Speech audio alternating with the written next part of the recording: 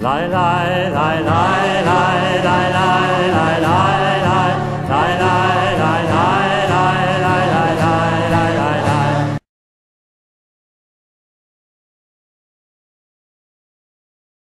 I want to talk about the Holocaust. That is to say, I don't want to talk about the Holocaust because it's a minefield.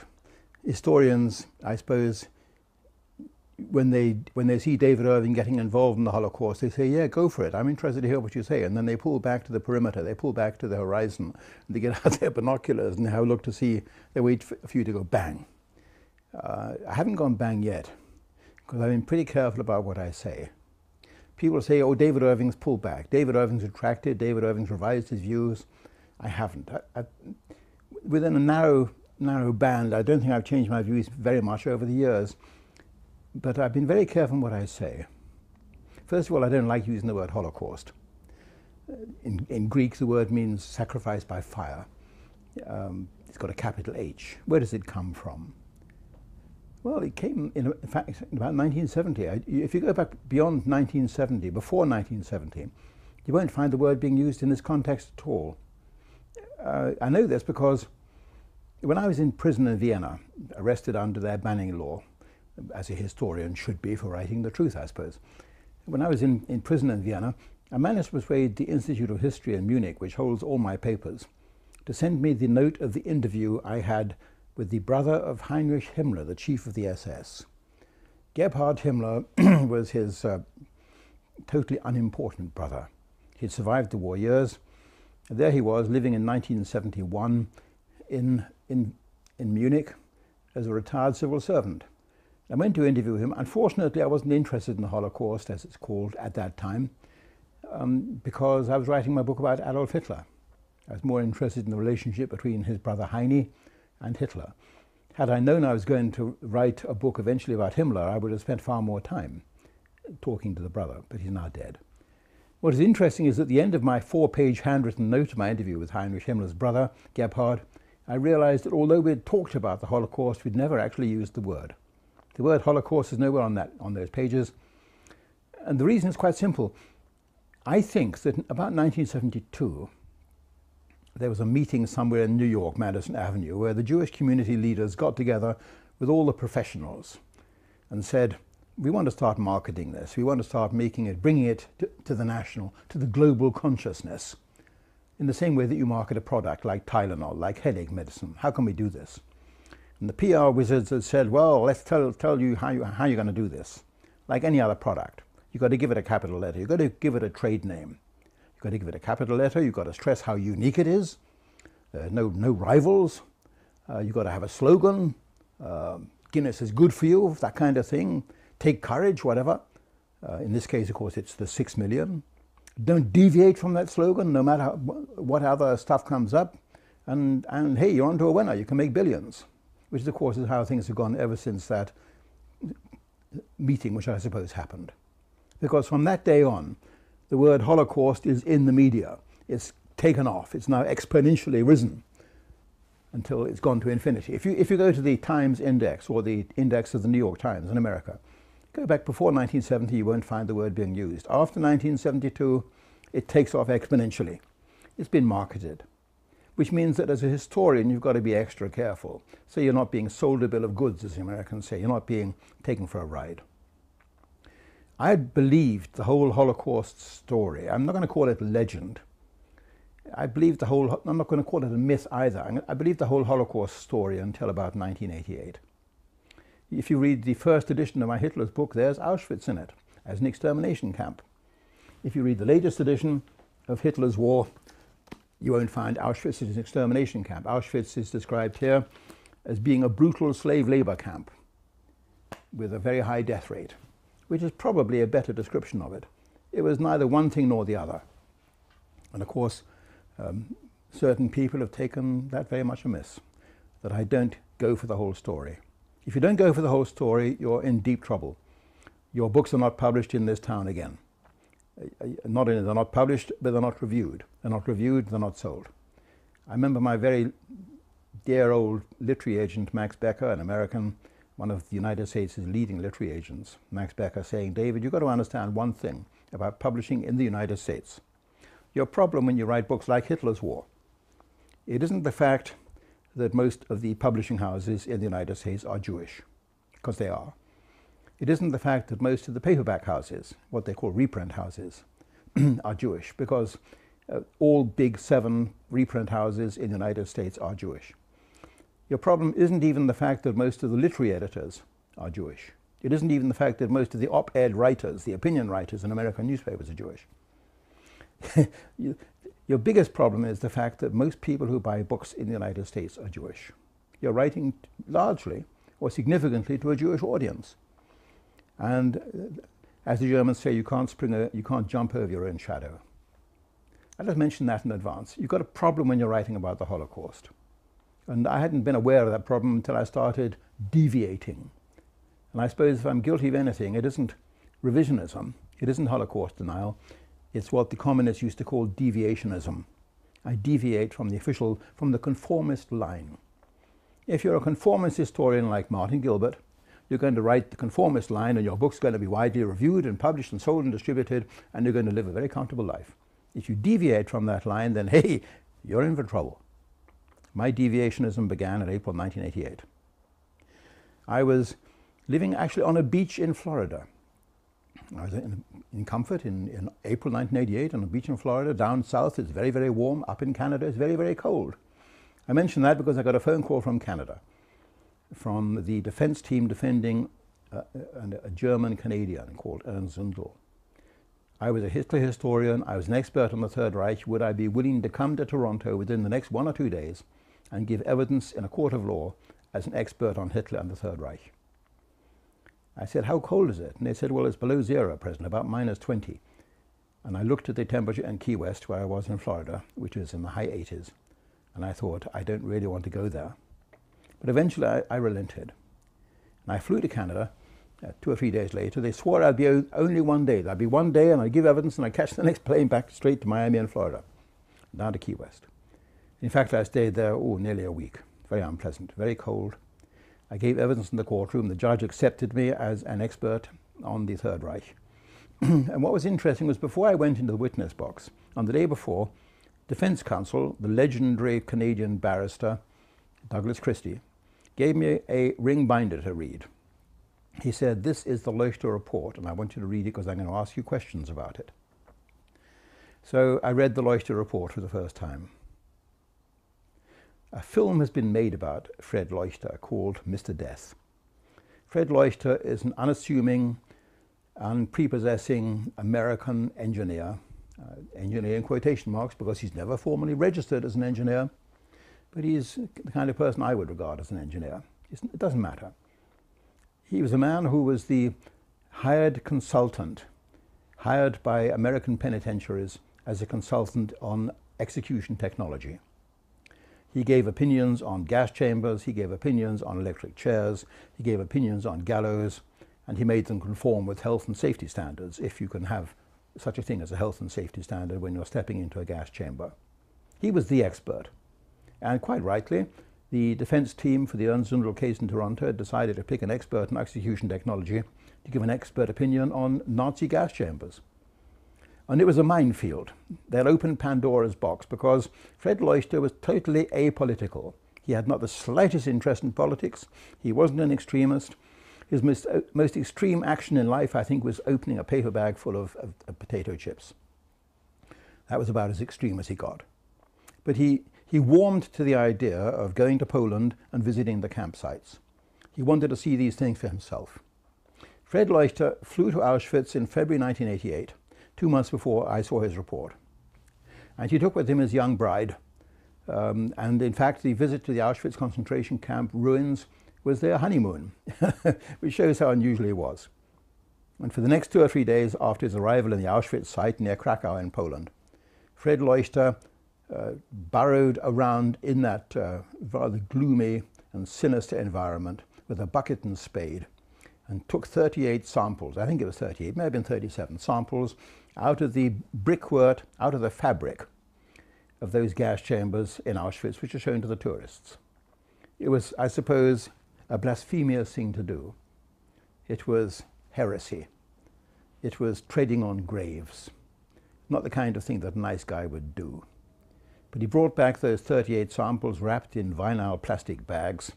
And from that point on, he had nothing more to do with it. He sent them, or the defense team sent them to a reliable professional laboratory in Cornell University in New England, in Ithaca. And it was the job of this laboratory to carry out the tests and to examine these samples of the brickwork and mortar and cement to see if there was any trace of hydrogen cyanide poison in the remains. Now you might think, hey, 50 years have passed, or in that time it was 40 years have passed, 45 years have passed, you're not going to find anything, are you? It's been washed out by the wind and rain. Well, the answer is yes, you will find something, because hydrogen cyanide, when it comes in contact with brickwork, the iron content in brick, forms a very, very permanent compound indeed, ferric ferrocyanide, otherwise known as Prussian blue. It's so permanent, it's a dyestuff, a blue dyestuff. And if you go to Auschwitz and have a look at the building, which was acknowledged by all sides as being the fumigation chamber for fumigating clothing, you can see the blue poison gas has seeped out of the fumigation chamber through the cracks in the brickwork and has stained the outside of the building this solid dark blue color. So you do expect to find it after 40, 45 years. The problem was the laboratory that carried out the tests on these 38 samples found no significant trace of cyanide in the so-called homicidal gas chambers at all. Allegedly 1 million people had been gassed in these buildings, and yet there was no trace of the cyanide in them. So imagine me, a student of Imperial College of Science in London. I'd studied enough quantitative and qualitative chemistry to know that you can get to within 6 decimal points a good, it's an exact science, let's put it like that. Unlike writing history, chemistry is an exact science. If a laboratory says there's no trace, then there's no trace. They said they found significant traces of cyanide in the brickwork taken from the fumigation chamber, the blue walls, nothing at all of any significance in the so-called homicidal gas chambers. For me, that was a tilting point. I was no longer conformist. I became a deviationist, a revisionist, a real historian. I stuck my neck out. I wasn't questioned on this in the witness box because the judge in the Ernst Zundel case in Toronto decided not to allow the Leuchter report as evidence, because Leuchter was not a qualified toxicologist and all the things that a court would want. But the Leuchter report has been out there ever since. It is a significant document, and you can see how significant it is from the fact that the enemy, the conformist historians and the Jewish community, went to extraordinary lengths to smear Fred Leuchter from that moment on. This poor, inoffensive young man with a receding forehead and a receding chin, the man who had taken no interest at all in politics, was cast out onto the scrap heap. He ended up selling matches on street corners. He ended up in fear of his life. His name vilified around the world by the very powerful organizations with a vested interest in perpetuating the Holocaust history. I, for my part, was a man they could not so easily dismiss, because I didn't come from nowhere and go to nowhere in the way that Fred Leuchter did, to use the words of the film, Mr. Death. I came with a reputation as an historian. I had 30 solid books behind me, very widely reviewed and well reviewed by the world's press. So they couldn't dismiss me so easily when I said in the witness box, as I did, that I'd seen no evidence that Adolf Hitler had ordered the gassing or liquidation of the world's Jews, Germany's Jews, Europe's Jews. So they had to use a different tack with me. They attacked my publishers, they attacked the newspapers who supported me, and so on. But the Fred Leuchter report was, I think, the solid ground on which I based my skepticism. And I'm quite happy to say that I think Fred Leuchter did a good job. The fact that he's not an engineer is neither here nor there. What kind of engineering skill did you need to scrape these samples out of the brickwork of that building? He brought them back to the United States and he did the tests. And the tests were carried out by qualified forensic chemists. So that's what we know about Fred Leuchter. What do we know about those buildings? Well, if you go to Auschwitz now, the first thing you notice is it is marketed. It's marketed in the way, I suppose I could be quite tasteless and say it's marketed in the way that Disney markets Disneyland. There's a hot dog stand in the car park, which should tell you something about the buildings you're going to be visiting. They're built in the war years and pre-war years for the Nazi purposes, but now they are being preserved for the purpose purely of making money. They are a tourist attraction. They show you a gas chamber in the Auschwitz camp, which is as genuine as the fairy castle is in Disneyland. In fact, it was built after the war, built 3 years after the war was over, in 1948. If you go there now, thanks to us, the deviationists, the revisionists, the real historians, you'll find that the Polish authorities have now finally been forced to put in an inscription outside the gas chamber which says, oh, by the way, in very small print, by the way, this building was erected in 1948 as a replica. Well, you can call it a replica, I call it a fake. If I give you a replica $20 bill, it's a fake $20 bill, and no one's going to be tricked into using it without breaking the law. But this building is a fake. When I found out it was a fake built in 1948, back 1988, 1989, I started saying so quite loudly. I suppose in retrospect I should regret it. Being a qualified and competent speaker, there's no point just saying it's a fake. You then have to embed the sentence in memorable phrase. I remember the phrase I used to use going around Canada and speaking was, the building they showed the tourists in Auschwitz is a fake, built in 1948. More people died, more women died on the back seat of Senator Edward Kennedy's car at Chappaquiddick than ever died in that building. Very tasteless, but you've got to be tasteless to make a point. And the point was remembered and well taken. And my opponents have never forgiven me for making the point so well. How many people did actually die in Auschwitz? It's a very interesting question. The figure is ballooned. It's rather like the similar question, how many Russians died in World War II? You ask any German now, they say, oh, 20 million. Was it? Some people would say 40 million Russians died in World War II. Because President Weizsäcker said 40 million Russians died in World War II. But the usual figure is 20 million. The actual figure is less than 5 million. How do we know that? Well, if you go to the British archives, there's the private record taken by the interpreter of a meeting between Joseph Stalin, the Russian dictator, and Winston Churchill on July the 19th, 1945, when they met in Potsdam. And they're talking in private over dinner about who should get what in the dismemberment of Germany. And each side is boasting about the damages they suffered. And Stalin says to Churchill, we're entitled to far more, because you've got to realize that we lost in the Soviet Union many, many lives. Nearly 5 million Russians are dead or missing. He would have had no reason to minimize the figure. He would have had every reason to exaggerate the figure. And he said 5 million. But you see how it's ballooned since then. 5 million to 20 million to 40 million.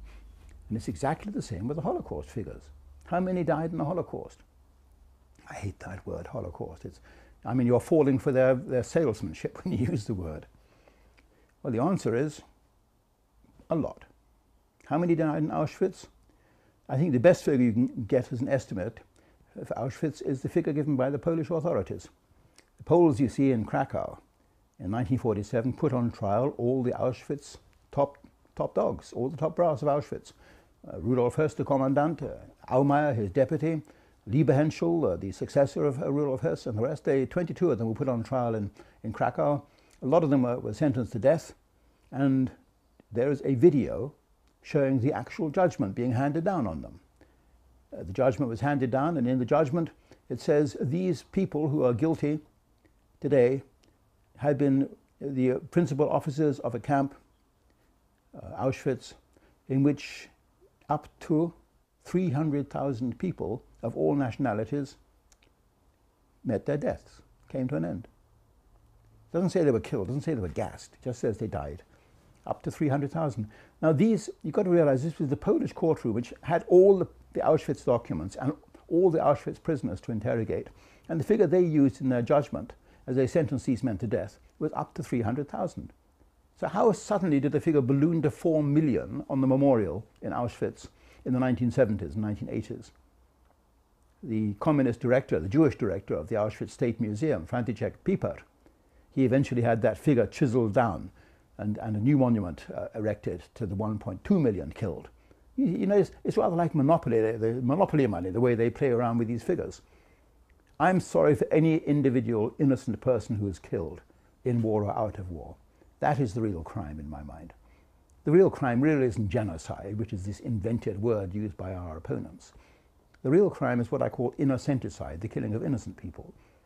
The crime, it's a crime because the victims are innocent, not because they were Jewish innocent people. You see the difference? but once you start talking about innocent people being killed being the crime, the disadvantage for our opponents is that then suddenly all the global sympathy and treasure, the money, becomes entitled to a larger number of people who are not Jews.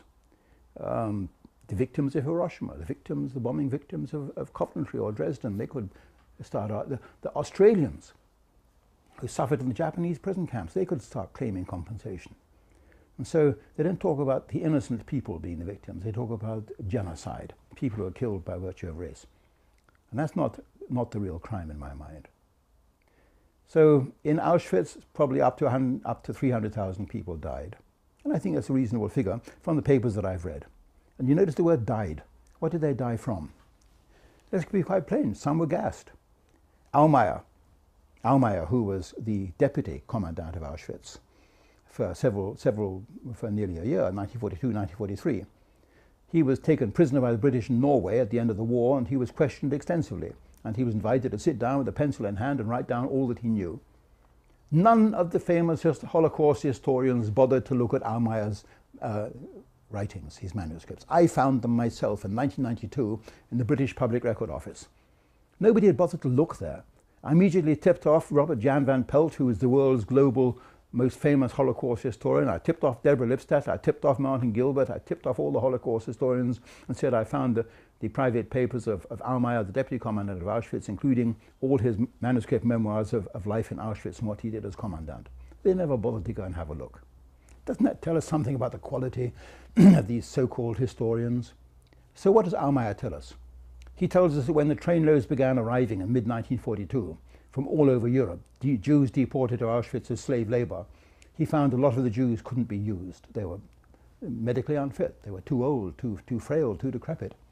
He said, when these trainloads arrived, we selected those who were too frail to work, and we took them around the back and disposed of them in two houses.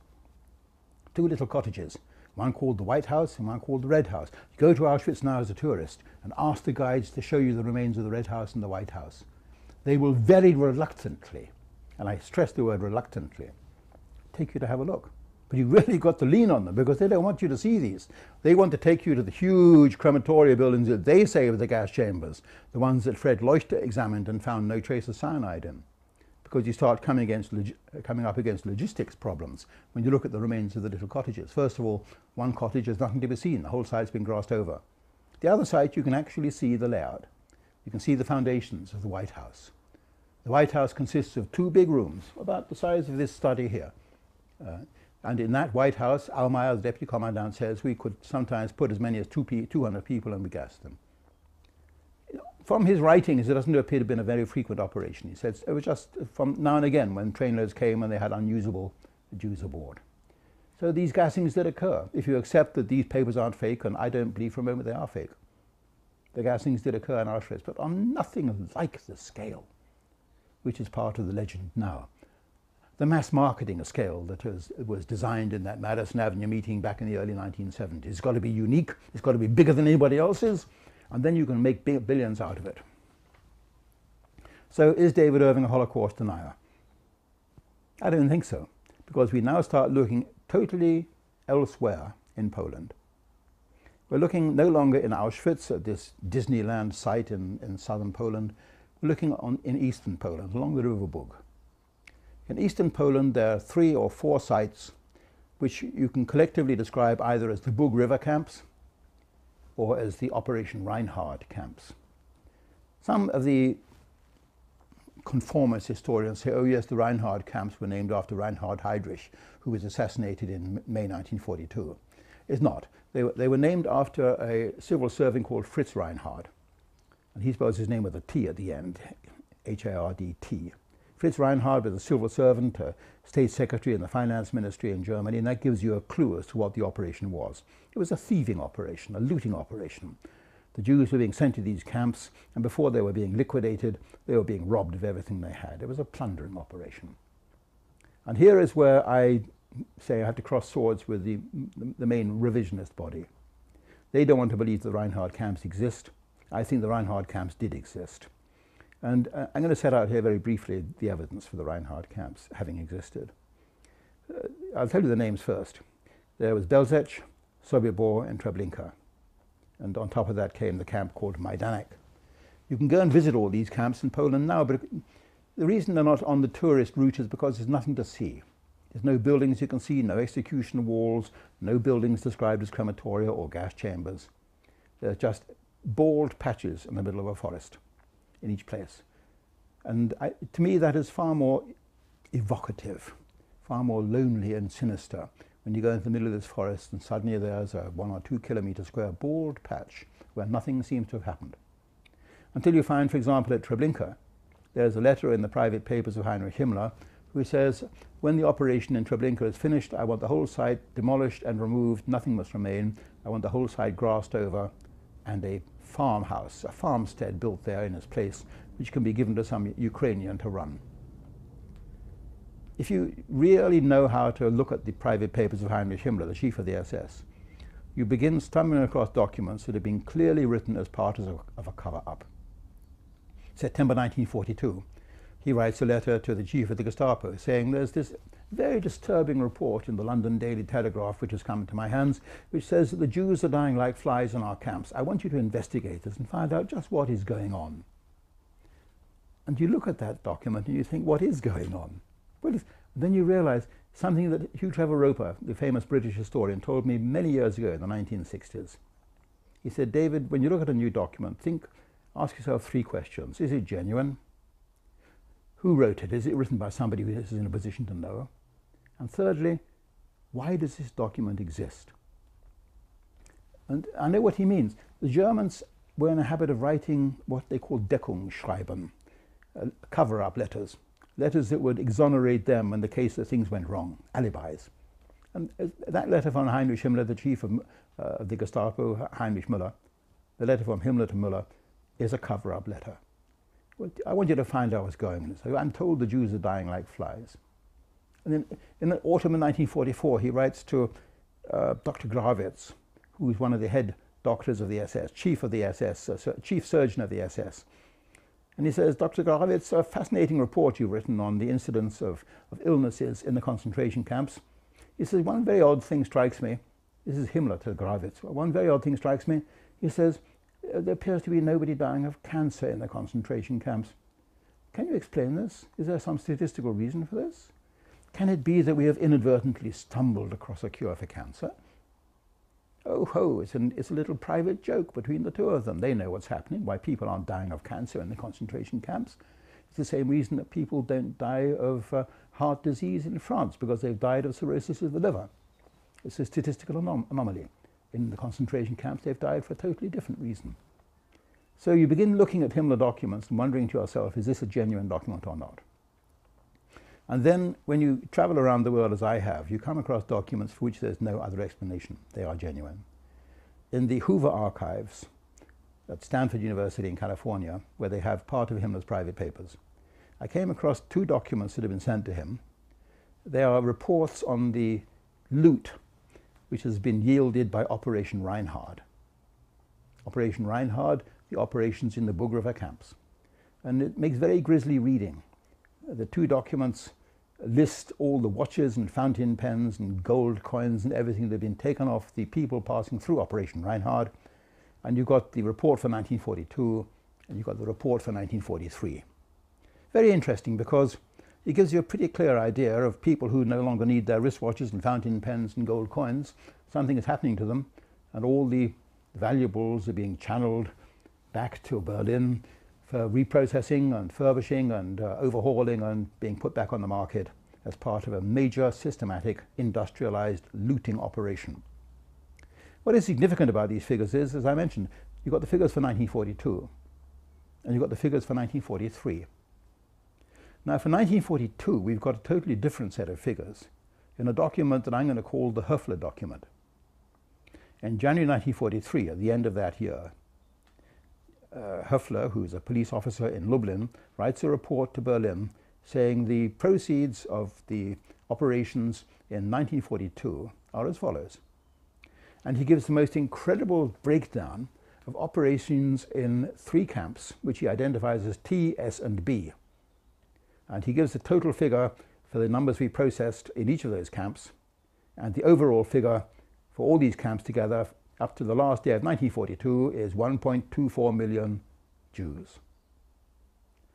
Now, the Höfler document, of course, is very significant. You don't have to be a rocket scientist to guess that T, S, and B are Treblinka, Sobibor, and Belzec, 3 of these camps. You don't have to be a rocket scientist to guess what is happening to them in those camps. They're not being processed through them, they're being dealt with in them. So you've got a figure for 1942 of 1.24 million. But remember, we've also got the corresponding figure of the loot taken off them for 1942. We don't have a processing figure for 1943, but we do have the loot figure for 1943, and so you can probably extrapolate to a reasonable kind of ballpark figure for 1943 too, and say it's probably another million. So suddenly, for those 2 years, Operation Reinhard has generated 2.2 million people or more. Now, for a revisionist, this is difficult stuff to swallow. And you're going to have to go back to the Höfler document and ask yourself the all-important question that Trevor Roper said. Question 1, is it genuine or not? Well, you can go to the Public Record Office in London, as I still call it, and you can look at the actual document. It was decoded by the British a few days later. We intercepted the wireless transmission. The Germans, for some reason, sent these messages by radio and not by landline. We intercepted it, we decoded it, and it's in the British files. It's found there by a couple of independent amateur British historians. Steve Tyas is one of them, and he deserves credit for finding this and making it available. The difficulty is that the document contains anomalies. First of all, let me say that I'm 80% sure the document is genuine, the Höfler document. But there's a 20% nagging residual doubt. The document contains anomalies. First of all, it and the corresponding document that goes with it are addressed to Adolf Eichmann. Now, Adolf Eichmann is the big name. And one thing I spotted about fake documents, like the Kujau documents, the Adolf Hitler documents, and so on, is that they tend to be documents written about big names or by big names or to big names, because that's the kind of document that document collectors pay big money for. So it's a big name document. The next thing is the wording contained in the document does not conform with German civil service standards, which were very strictly adhered to. It just says, referring to your message, the answer is as follows. German civil service would require that document to say, referring to your message, register number so-and-so 12345, dated January the 10th, 1943, the answer is as follows. But there is neither a register number or a date in the document. Also, the document has got the highest possible security classification, Geheime Reichssache, and is only one of 3 documents in all the hundreds of thousands of decodes that I've read that has that top secret classification. So we've got those minor problems dealing with. Another very slightly lesser problem is that the totals don't add up. There's a digit wrong. So you've got a slightly awkward problem. Then you're left with the nagging suspicion that is it a coincidence that that 7-digit figure it gives as the grand total is identical to the grand total given in a document called the Korher document. Richard Korher, Heinrich Himmler's chief statistician, at the same time ordered to draw up an overall 10-year report on the final solution of the Jewish problem. He sits down and he writes a report in which he says what has happened to all the Jews ever since the Nazis came to power. There were 17 million Jews in the world, 10 million of them in Europe, he says. Of these 10 million, there are still about 4 million left here. The rest have emigrated or of natural wastage. The older ones have stayed behind and died. The younger emigrated and so on. And then he goes on to say 1.24 million Jews, however, were sent to the camps in occupied Poland, where they have been subjected to special treatment. Well, you don't have to be a rocket scientist to guess what that word means. And Himmler didn't like it. Himmler wrote back to Korher, the statistician at the time, and I was the one who found these letters. And Himmler says, Dr. Korher, excellent report, well written, a bit too long though. You've got to remember, this report's going to be shown to Adolf Hitler, the Führer. I want you to write a short version. Oh, and that sentence where you say the 1.24 million were subjected to special treatment. I want you to reword that. The 1.24 million were sent through camps in occupied Poland to the east. Somebody's having the wool pulled over their eyes. But the significant thing is that figure is identical to the one in the Höfler document. Bit of a coincidence. Was the Höfler document based on the Korher document, perhaps? Was the Korher document based on the Höfler document? Is one or the other a fake? The Korher document, incidentally, makes no mention of Auschwitz. Here he is, a statistician, writing what happened to all the Jews, and yet Auschwitz doesn't actually figure. Well, if 4 million Jews are supposed to have died there or been killed there in gas chambers, that's a rather significant omission. If you really do your homework as a historian, you're left with these awkward problems. So what do I, as a real historian, after 30 or 40 years' work, fearlessly believe at this stage? I believe the gassings did take place, but the whole thing was an ad hoc operation in these various camps, designed and devised by the local commanders, except for the 3 Reinhardt camps, which were built as extermination centers. No denying that. And it's a pity that the Jewish communities around the world have concentrated or latched onto Auschwitz as their Disneyland, because the real operations were done further east. Not much money to be made there, difficult to get to, and nothing to show the tourists, unless they're tourists who are romantic and can hear the sigh of the deceased and departed in the wind that blows through the pine forests. I'm not a romantic person. I like to see the documents. I like to see the evidence. I can't be intimidated, either by publishers or by newspapers or by journalists or by thugs with baseball bats. They've tried everything. And I still write what I find in the archives. But I do get good luck. 1991, about 3 years after I first saw the Leuchter report, I went to Buenos Aires to speak to audiences in Buenos Aires, in Spanish of course, and at the end of one of these meetings a man came up to me with a brown paper parcel and he handed it to me. He said, "Mr. Irving, I think you're the right person to have these." He was a man of Flemish origin. He lived in Buenos Aires and he was close to a friend of Adolf Eichmann. Adolf Eichmann had been captured in Buenos Aires in 1960 by the Israeli commandos and taken to Israel and put on trial and hanged. I think he was a small cog, frankly. I don't think he was a very important man. But his family, worried that these Israeli commandos would raid his house next because he was kidnapped in the street, decided overnight to put all his private papers in the hands of a friend of the family.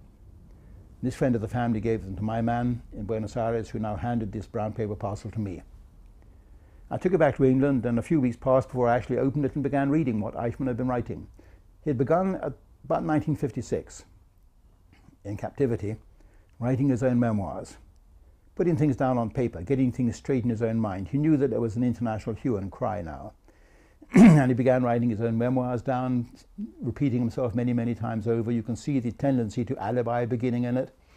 More than once he says, I remember back in 1941 when Reinhard Heydrich, the chief of the the Reich Homeland Security Agency, as I would say, Reinhard Heydrich came to me and said that Himmler has told me that the Führer has reached the decision that the Jews have to be physically annihilated. People point that to me and say, there you are, David. That's the evidence that you're wrong. Hitler was involved. I don't think so. I got evidence there only of Adolf Eichmann being involved, and of Adolf Eichmann sitting down in the 1950s realizing that the day is going to come when he does have his day in court, and the only thing that will get him off the hook is if he says I was carrying out Hitler's orders. That's the way the human mind works. I'm not saying he consciously did it. It's more likely that Heydrich came to him one day and said, the Führer, Adolf Hitler, has ordered, he wants the Jews all out of Europe. And from that had then developed the more radical version. Clearly, if such an order existed, you would expect to find it on paper. You would expect the British to have decoded it somewhere. You would expect somebody to have written a letter home to their mother saying, dear mummy, I have today had to transmit the most terrible order to the SS Gruppenführers on the Eastern Front. This kind of thing. And after 60 years, we're entitled to expect such an order to come. As you probably know, ever since my book on Adolf Hitler, Hitler's War, was published in 1977, for 42 years, now 32 years now, I've offered a £1,000 reward for anybody who can find one wartime document showing that Adolf Hitler even knew about Auschwitz, let alone gave orders for the killing of the Jews. The only documents you gradually find run the other way. We find that on the day that Auschwitz was overrun by the Russian army, the Red Army, in January 1945, the chief of the German General Staff, General Guderian, comes to Hitler and says at the war conference, which is written down by shorthand writers, yesterday the Red Army overran Auschwitz, mein Führer. And Hitler, a few seconds later, saying, well, what does he say? Does he say, oh my God, I hope we manage to destroy everything before the Russians find it, so they've got no trace of what we've been up to? No, he just says, okay, jawohl, means nothing to him. It's the same if you look at all the documents, if you follow the the methods that I used when I wrote my Hitler biography. I picked only genuine documents, ones that I was pretty satisfied that were genuine. At that time we didn't have any of the decodes, of course. I picked documents that had been on Hitler's desk, documents of which he was aware. I had a pretty strict criterion I applied, and you get a very different picture then. You get a picture then of Adolf Hitler putting out his hand and protecting the Jews every time there was any risk of any harm being done to them. It's a very unusual picture. And for a long time I was way out alone on a short plank. In my opinion, that Adolf Hitler was not an anti-Semite during the war years, but I'm glad to see now that an Austrian professor, who's probably risking her own liberty in saying this, a professor at the University of Vienna, Brigitte Hamann, has published a book called Hitler in Vienna, in which she comes to exactly the same opinion, that during World War II, after he came to power, Adolf Hitler was not an anti-Semite, not anti-Jewish. Okay, he made these speeches. I've got them on the wall here. There. Eine der größten Reden Adolf Hitlers, one of the most famous speeches of Adolf Hitler, a prophetic warning to the world's Jews, prophetische Warnung an das Judentum. This is the famous speech of January the 30th, 1939. I've had it on my wall ever since Henrietta von Schirach gave me these copies of the Nazi newspaper. But if you open that page, you take it out of its frame, and you open the newspaper up, you find the actual speech is 6 pages long, and the reference to the Jews is only 3 or 4 lines long. That's what his interest was. But it was the Nazis who were with him, Rosenberg and Bormann and Himmler and the others, Adolf Eichmann, from the top dogs down to the junior ones. They were the ones who wanted to carry out the campaign to its murderous conclusion. Adolf Hitler was more interested in winning the war. We got episodes of this throughout the war years. A famous episode, November the 30th, 1941. He found out that a trainload of Jews was leaving Berlin and heading to Riga on the Eastern Territories, newly occupied. And Himmler came to him and said, why don't we just liquidate them? We can't house them. And Hitler says, that out of the question. And Himmler had to telephone Heydrich. We got his own handwritten telephone notes saying, keine Liquidierung, not to be liquidated. And it was too late. They were already dead. They were already lying face down, dead, sardine fashion in pits, all machine gunned to death, 1,000 Berlin Jews that morning in the pits outside Riga, along with 4,000 local Jews from Riga who had been swept up in a liquidation action by SS Gruppenführer Jeckeln, who was the chief of the SS and police in Riga on that day. And the interesting thing now is that we have the intercepted messages that passed between Himmler and Jeckeln that very day. That morning, Jeckeln sends him a message which we intercepted and decoded, saying, Herr Reichsführer, can you get for me 12 more of those fantastic Finnish-made Tommy guns, the ones with the drum magazines, because they're ideal for our Sonderaktionen, our special operations, meaning the killing operations. You know, like James Cagney, you know, in the movies, the Tommy guns with the drum magazines. And the Suomi magazine Tommy gun was ideal for the killing operations. And Jeckeln sends his message to Himmler. The message which Jeckeln gets back that evening is anything but what he expected. Himmler says, the operation you carried out in Riga grossly violates the guidelines laid down by me and Heydrich. Any such further excesses will be ruthlessly punished. You are to report to headquarters. He's referring to the killing of the Berlin Jews and the local Jews. It's not the picture you get, you see, when you read the books by Martin Gilbert and the others. Something is going wrong, something is very haphazard on the Eastern Front. And later that evening, a few minutes later, Grothmann, Himmler's chief adjutant, sends a message to the same SS general at Riga saying, you are to inform us how you're arriving so we can have you met. And from Himmler's diary we see that Jeckeln came to see him on December the 4th. And they had supper together and talked about Judenfrage, the Jewish problem. That's real history, that's what I call real history. And you get the image that something is going wrong, something is not wanted by Hitler's headquarters. In fact, on that very day, November the 30th, there's a German army colonel who hears what's happening to the Jews outside the town. And he's lost all his Jews that day, and he's wondering where his Jewish workers have gone. And the local SS guy says, well, if you want to know what's happening to your Jewish friends, you better drive out town, down the road to Duneburg, to Dvinsk, about 8 kilometers, and you'll see what's happening to your lovely Jews. And the colonel, he describes in April 1945 to a prisoner in a British prison camp near here in Latimer. And he says, so I drove down the road, and there was this open field, and 2 or 3 pits had been dug out, and truckloads of Jews were being driven up and made to lie down in the pits, sardine fashion, and they were being machine gunned to death by these men standing on the rim. And a fellow prisoner says, but Herr General, because he's a general now, Herr General, what were the gunners saying? Were they saying anything when they were doing this? Oh yes, all these coarse remarks, these coarse shouts were going. I remember one of them shouting, look at that one, look at that beauty. And I can see her in my mind's eye now, a beautiful girl in a flame-red dress. And that's that day, November the 30th, 1941. And he says, we discussed it among ourselves, army officers.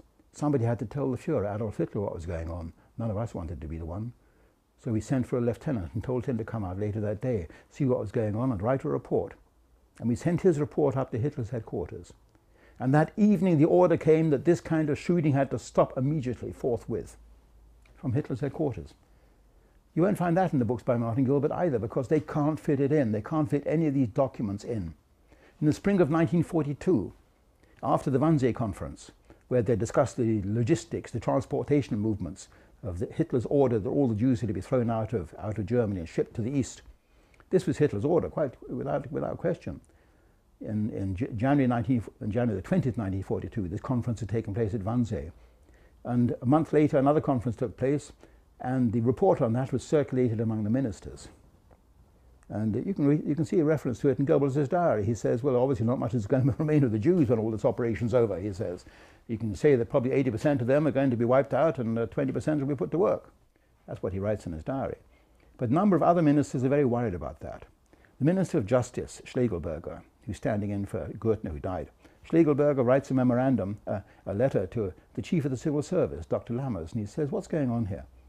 He says, I can see that if we go on down this particular road, the Führer Adolf Hitler may find himself stampeded into decisions that we'll later regret. Lammers writes back to him saying, I think you're right. I'll come to Berlin at the end of this month, March 1942, and we'll have a talk about it, you and me. We got these letters. These letters actually exist. And Lammers came to see Schlegelberger, the Minister of Justice, who's a lawyer, of course. And the lawyer, Schlegelberger, sits down and he writes a memorandum, which I can quote you verbatim, because I've read it so often, in German. Reichsminister Dr. Lammers, teilt mir mit. Reichsminister Dr. Lammers has informed me that the Führer, that's Adolf Hitler, has repeatedly ordained that he wants the solution of the Jewish problem postponed until after the war is over. We got that actual memorandum. It vanished in Nuremberg. You couldn't find it because the American lawyers in Nuremberg, I know who it was, actually destroyed the negative photocopy they'd made. It vanished from the file because they can't use a document like that, showing Hitler saying nothing must happen. I want everything left until the war's over. Typical Hitler, procrastinator, but also he wanted to win the war first. He said, let's win this war first. We're in difficulty on the Eastern Front. We don't need all your problems.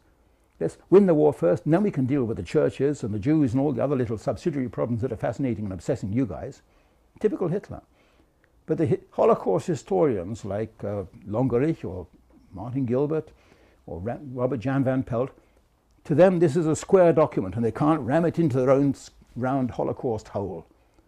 And so what do? They toss it under the table and hope nobody will find it. And along comes this dreadful David Irving and found the document and says, how do you explain this then? How do you square this with your theories? Arrest that man, he's a fascist, he's a Holocaust denier. Ruin him, smash him. And that was their answer, of course. But the document is still there in the archives. We found the actual document now. It's in the German government archives. Hitler ordering the solution of the Jewish problem, the Holocaust, whatever the others were asking for. Hold it off, fellas, until this war is finished. It's there in black and white, written by a lawyer. Lawyers know how to write documents. They write very, very precise. I'm going to bore you by staying with this document for a minute or two. All the rest is pure guff. Longerich and the other historians who waffled on about Hitler and the final solution and Himmler, they come up with their theories and then admit, well, I've got no documents that support my theories. But here I come to them with a document. A wartime document, a genuine document, written by somebody who knows, written by the Chief of the Ministry of Justice, based on a conversation with the head of the Civil Service, who's been close to Hitler. They're talking about Hitler, they're talking about the final solution of the Jewish problem, they're talking about dates and decisions, and yet you won't find this document mentioned in a single book written by these conformist historians. It reminds me of another document, The Night of Broken Glass, 1938, when Goebbels, the evil genius behind Hitler's bench, Goebbels has ordered all the synagogues burned down and attacked and all the Jews rounded up and harassed and molested and terrorized because a German diplomat has been assassinated by a Jewish lunatic in Paris. Goebbels had ordered this outrage during the night, this pogrom as the Russians would have called it, and Hitler is totally in the dark. Hitler's private staff. They said to me, Herr Irving, we were with the Führer, the chief, Adolf Hitler, that night in Munich. We were in our apartment beneath his. We got word from the hotel, the Prinzregentenstrasse, the Four Seasons Hotel, to come immediately and get our baggage because a synagogue was on fire next door to the hotel, risking the hotel. And we went upstairs and told the chief. And Hitler said, what's going on then? Find out. And he sent for Goebbels, he sent for Himmler, the chief of the SS. And he was furious, he was livid with rage. And all night long he orders Goebbels and the others to issue orders to stop this madness. And in the archives I found one of these orders, signed by the office of Hitler's deputy, Rudolf Hess, sent out by his office. 10 o'clock, 10th of November 1938, sent out at 2:58 in the morning, nearly 3 a.m. Again, it's only 2 or 3 lines long. It says, on orders from the very highest level. If you're the deputy to Hitler and you say this is orders from the highest level, this is the guy above you, Adolf Hitler himself. On orders from the very highest level, there are to be no arson, acts of arson or outrages against Jewish property on any circumstances, under any circumstances whatsoever. And I remember reading this to an audience in the University of Bonn many, many years ago. 400 students packed into the Auditorium Maximum at the University of Bonn. All the academics sitting in the front row, the professors, and all the communists in red sitting in the back, waiting to cause an uproar and a tumult. And I pride myself that I can win an audience in a couple of minutes. And I started off with that document. I read this out to you, and I said, I'm going to read out a document to you that you have never, ever heard of before. And I read out those 2 lines. The night of broken glass. An absolute silence, a total hush fell on the auditorium. And I said, now you're going to have to ask yourselves, ladies and gentlemen, here in the auditorium, why I am coming to you as an English writer and telling you of this document that has existed for 40 years and you have never been told of, although you're studying Third Reich history. There's only 2 possible explanations. Either that your academics sitting here in the front row knew about this document and decided not to tell you about it, or they didn't know about this document and they were ignorant, in which case they don't deserve to be teaching you in the first place. And the auditorium erupted in applause, of course. Now you begin to understand why I'm banned from German soil, why I've not been invited to speak at universities recently. It's because I come with the harsh facts based on what I find in the archives. I'm not going to bore you with all the other documents, but there's a chain of documents that I put before the court in the Lippstadt trial. They show Adolf Hitler trying to stop ugly things happening to the Jews again and again, like that November the 30th, 1941 episode in Riga with the Berlin Jews. In 1943, October 1943, the German diplomat in Rome, which had just been occupied by the Nazis, the German diplomat in Rome sends a message to the German Foreign Ministry saying the SS chief here in Rome has told me that he's received orders to round up the 12,000 Jews in Rome and send them to northern Italy where they are to be liquidated. He uses the word liquidated. You don't have to kind of decode euphemisms, right? And I'm going to have to stop here. What do you say, Jessica? Can you turn off the oven? And then again, in October 1943, we have exactly the same kind of episode. On October the 4th, 1943, the German diplomat in Rome, which had just been occupied, Italy had just been occupied by the Nazis. The German diplomat in Rome sent a telegram to the Foreign Ministry in Berlin saying he'd just been told by the SS chief in Rome that he had received orders to round up the 12,000 Jews in Rome and ship them to northern Italy where they were to be liquidated. And he uses the word liquidated. There's no euphemisms there. Ribbentrop, who is the German Foreign Ministry, goes to see Hitler that same 2 days later. I know this because I've got the actual visitor, the guest register of Adolf Hitler's headquarters. And that shows Ribbentrop visiting Hitler. And later that day, Ribbentrop sends a message back to the German consul in Rome saying the Führer has ordered that the Jews of Rome are to be sent to Auschwitz and to be kept alive. So here again, Adolf Hitler intervening, saying not to be liquidated, kept alive as hostages, kept as pawns. And you don't find these documents quoted anywhere. I brought this up in the Lippstadt trial, and immediately, of course, the conformist historians, they become contortionist historians. They go into contortions then to try to explain that that document meant everything else but what it actually said on the face of it. I remember questioning the chief expert witness in the Lippstadt trial about the one I mentioned just now, about the night of broken glass. I said, here you've got a 2-line document showing quite clearly Hitler intervening on the highest orders to stop the outrages. How do you explain that? He said, oh, I read this document totally differently. I read this as Hitler saying, well, go ahead, fellows, carry on brutalizing and bashing up the Jews and throwing them into concentration camps and murdering them and burning down the synagogues, but watch out for the property that's next door to German property in case you damage the German property.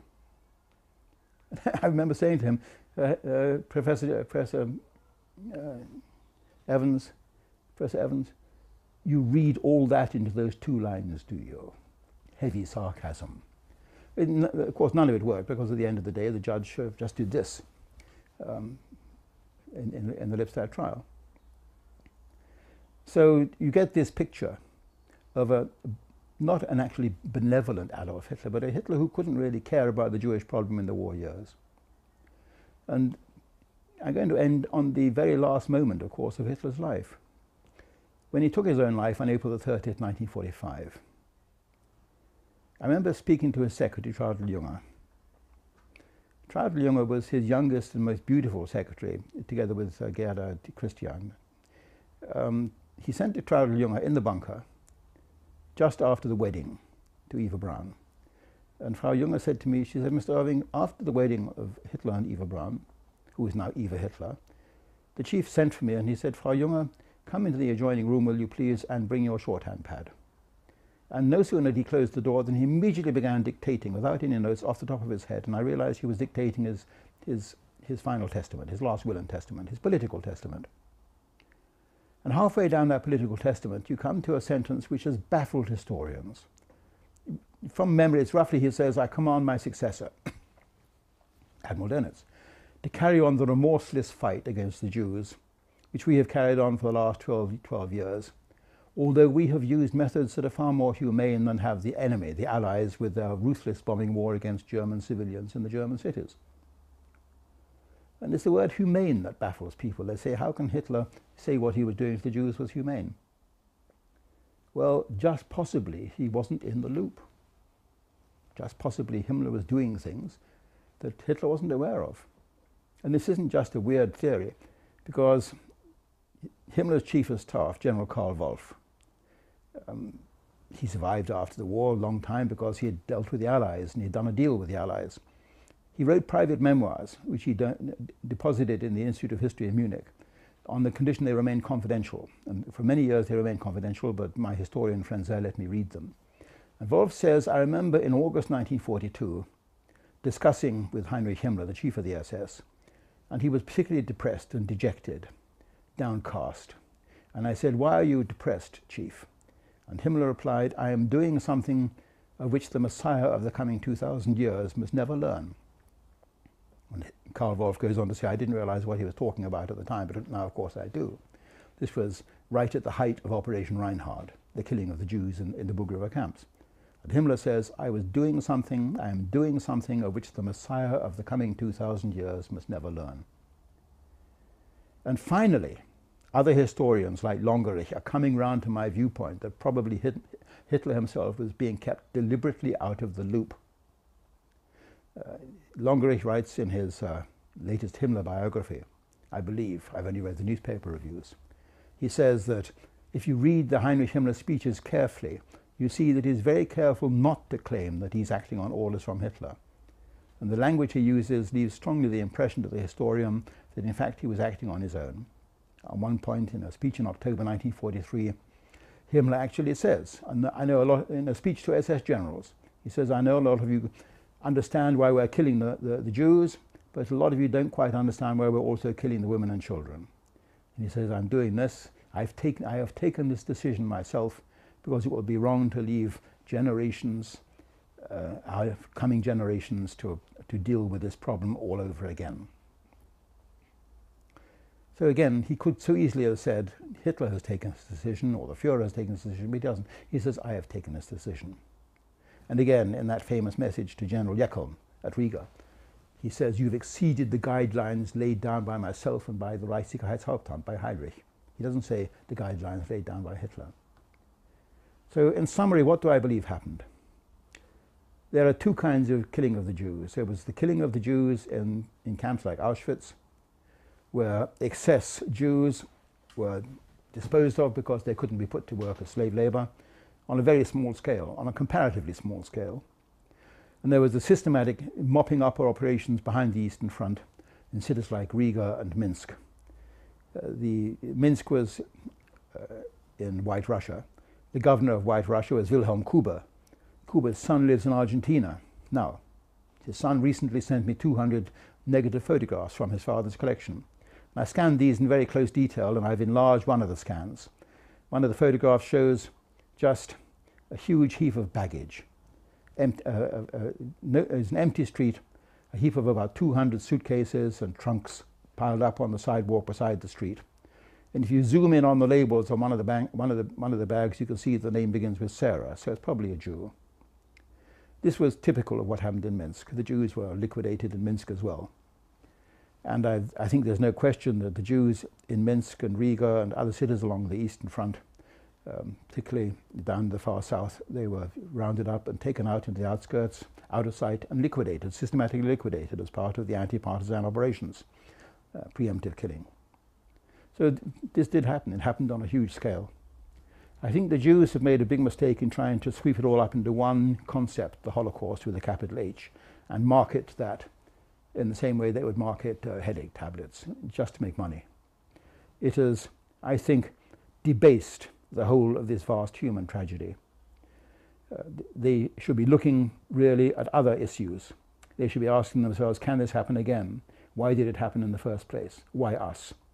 They never ask the why us question, because even posing the why us question is considered to be anti-Semitic, the suggestion that they themselves are partly to blame for their own tragedy, the architects of their own misfortune. I think these things should be looked at closely. Nobody would want a tragedy like this to happen on this kind of scale again. The whole German people are now bearing the guilt for the crimes committed by a few people in their name. It may happen again, of course, because it has not been systematically and properly researched. It is wrong that historians who deviate from the official line should be penalized and criminalized and cast into prison for asking awkward questions. The questions remain.